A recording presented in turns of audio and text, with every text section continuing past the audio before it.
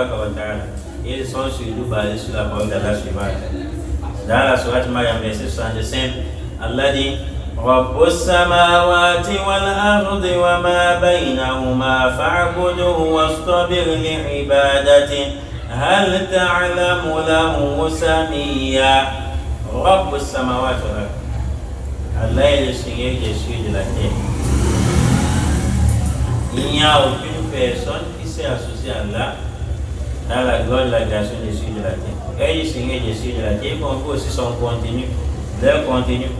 Allah est le Seigneur des cieux de la terre. C'est dans la sourate Maryam, verset 65.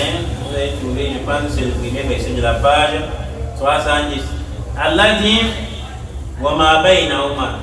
Il est ainsi le Seigneur de tout ce qui se continue, tout ce qui est contenu entre les cieux et la terre, ou bien dans les cieux et dans la terre. Allah dit pas pour cette raison. Adore-le donc, adore Allah Azzawajal.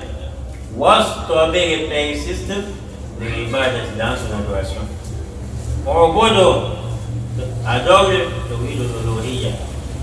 adore-le, j'adore Allah.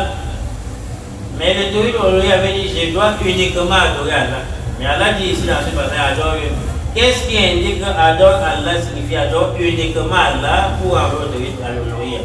Le mot uniquement, on n'allait pas voir directement dans le verset. Ce qui indique que adore Allah mais dit adore uniquement Allah.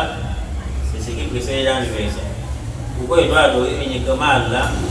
C'est un peu comme on m'a parlé pour les gens, c'est l'aigle à diabolo. Je n'ai créé les gens et les humains que pour m'adorer. Diabolo veut dire que pour m'adorer uniquement. Le mot uniquement sort, c'est parce qu'Allah nous veut parler de l'adoration, il commence d'abord par la signifier. Si maintenant nul n'a créé les cieux, la terre et son contenu, pareil que nous sommes le contenu.